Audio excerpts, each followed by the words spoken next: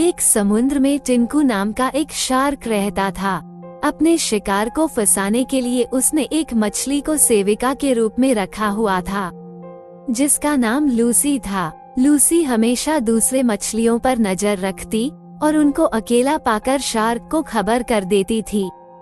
फिर शार्क मौका देखकर मछलियों का शिकार कर लेता था और उसमें से थोड़ा बहुत बचाकर अपनी सेविका लूसी मछली के लिए छोड़ देता।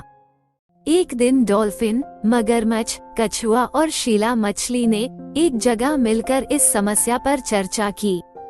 शीला मछली शार्क की सेविका लूसी की आने का पहरा देने लगी।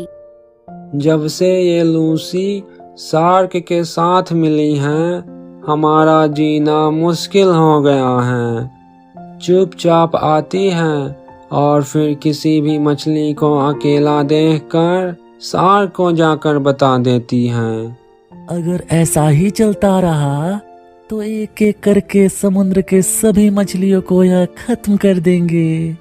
हमें कुछ ऐसा करना चाहिए जिससे कि इन दोनों के चंगुल से निकल सकें। मुझे तो कुछ भी नहीं सूझ रहा। अगर मोटू मगरमच्छ आज यहाँ मौजूद होता तो वह कोई अच्छा आइडिया दे देता।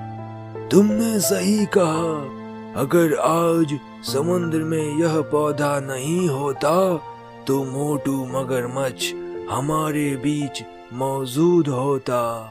कछुआ ने सामने खड़े एक पौधा की तरफ इशारा करते हुए कहा, ये पौधा नहीं होता तो मोटू हमारे बीच मौजूद होता। इसका मतलब मोटू मगरमच्छ एक दिन यहाँ से गुजर रहा था। उस दिन पानी का बहाव बहुत ज्यादा था, इसलिए वो इस पौधे के पीछे छिप गया। तभी इस पौधे की पत्तियों से दूध टपकने लगा और वो उसकी आंखों में चला गया। सुनकर सभी ने उस पौधे को देखा और डॉल्फिन बोला, अरे हाँ, इसमें से तो दूध निकल रहा है। ये सिर्फ देखने में ही दूध है, लेकिन है बहुत खतरनाक।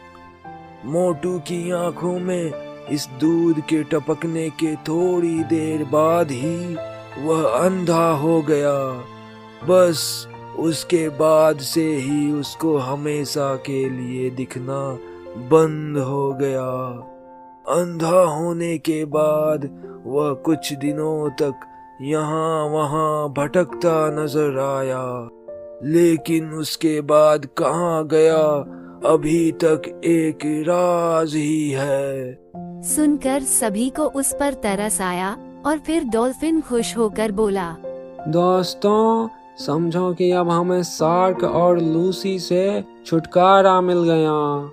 इतना कहकर डॉल्फिन ने सबको अपनी तरकीब बताई, जिसको सुनकर सभी खुश हो गए। उनको पता था कि लूसी उनकी मौजूदगी की खबर देने के साथ साथ शार्क को ये भी खबर देती है कि कौन सा मछला क्या क्या बात करता है। शाम के वक्त वो सभी मछला जानबूझकर उस पेड़ के पास इकट्ठे हो गए। डॉल्फिन, मगरमच्छ और कछुआ जोर जोर से बातें करने लगे, जिससे कि लूसी सुनकर वहां आ जाए। शीला मछली चुपचाप पहरा दे रही थी। थोड़ी देर बाद उसने देखा कि सामने से लूसी आ रही है। दोस्तों, लूसी चुपचाप इसी तरफ आ रही है। अपने आइडिया के हिसाब से काम करना शुरू कर दो। उसकी बात सुनकर वो लोग और जोर जोर से हंसने लगे, जिसको सुनकर लूसी और तेज रफ्तार से उनकी तरफ आई। फिर वो पौधों के बीच छिपकर उनकी बातें सुनने लगी। दोस्तों, आज के बाद हम कभी भी उस लूसी मछली और शार्क के चंगुल में नहीं फंसने वाले। अब हमारे हाथ ये जादुई पौधे की पत्तियां जो लग चुकी हैं। सही कहा मेरे दोस्त। अब तो बस इस पौधे के पत्तों को निचोड़कर इसकी दूध को अपनी आंखों में टपकानी है। इसके बाद हमारी आंखें इतनी तेज हो जाएगी कि शार्क और लूसी हमें दूर से ही आते हुए नजर आ जाया करेंगे। सुनकर लूसी खुश हुई और बोली, इन लोगों की ये तरकीब इन्हें कभी बचा नहीं पाएगी। कहकर लूसी वहां से भागी और शार्क के पास चली गई। दोस्तों, हमारी चाल कामयाब हो रही है। वो लूसी शार्क को बताने के लिए यहाँ से जा चुकी है। सुनकर सभी मछला खुश हुए और आसपास ही छिप गए। थोड़ी देर बाद लूसी शार्क के साथ वहां पर आई और डॉल्फिन उनको देखकर चुप हो गया। मुझे बताओ कि तुम कौन से पौधों के पत्तों की बात कर रहे थे जिसके दूध से आंखों की रोशनी तेज हो जाती है। हाँ, पौधे के पत्ते, दूध, ये तुम कैसी बातें कर रहे हो? ज्यादा होशियार बनने की जरूरत नहीं है। मैंने अपने कानों से सुना था, तुम एक पौधे के बारे में बात कर रहे थे। ये सुनकर डॉल्फिन ने कहा, तुमने सुन ही लिया है तो बता देता हूँ। यह जो पौधा है ना, इसकी पत्तियों से ऐसा दूध निकलता है जिसको आंखों में डाला जाए तो आंखों की रोशनी बहुत तेज हो जाती हैं। अभी तक जितने भी मछलियों ने इसकी दूध को अपनी आंखों में डाला है, वह आप दोनों को दूर से ही देखकर भाग जाते हैं। तभी तो मैं यहाँ अकेला खड़ा हूँ। हा हा हा, अब तुम लोगों की यह चाल नहीं चलने वाली। मैं भी इस पत्ते के दूध को अपने आंखों में डालूंगा। लेकिन शार्क, तुम इसको अपनी आंखों में कैसे डालोगे? मैं समुद्र में सबसे शक्तिशाली हूँ। कहकर शार्क ने शीला मछली से बोला, शीला, तुम इस पौधे के पत्तों की एक टहनी तोड़कर जल्दी ला कर दो। ये सुनकर शीला तुरंत एक टहनी तोड़ती है। डॉल्फिन, अब इसको आंखों में कैसे लगाना है, यह काम तुम करोगे।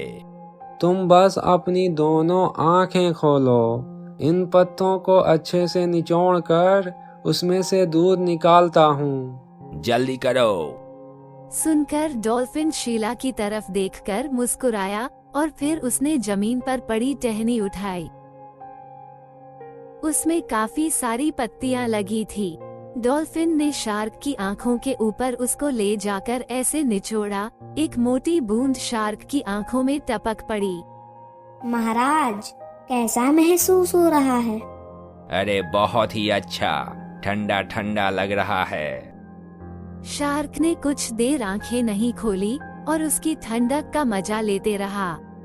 फिर अचानक से उसकी आंखों में जलन होने लगी और वो परेशान हो गया।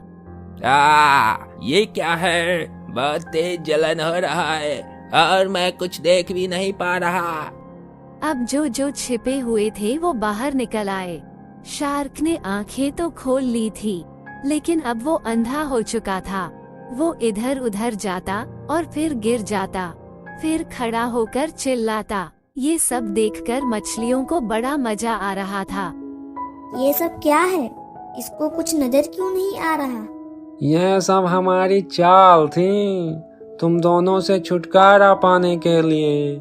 अब ये कभी नहीं देख पाएगा और तुम कभी हमारी चुगली भी नहीं कर पाओगी। कहकर डॉल्फिन ने लूसी को पकड़ लिया और फिर शीला ने लूसी की आंखों में वही दूध टपका दिया। अब वो दोनों अंधा हो चुके थे। सभी मछलियों ने उन दोनों को उनके हाल पर छोड़ दिया। तब डॉल्फिन बोला, क्यों दोस्तों, अक्ल बड़ी या शार्क?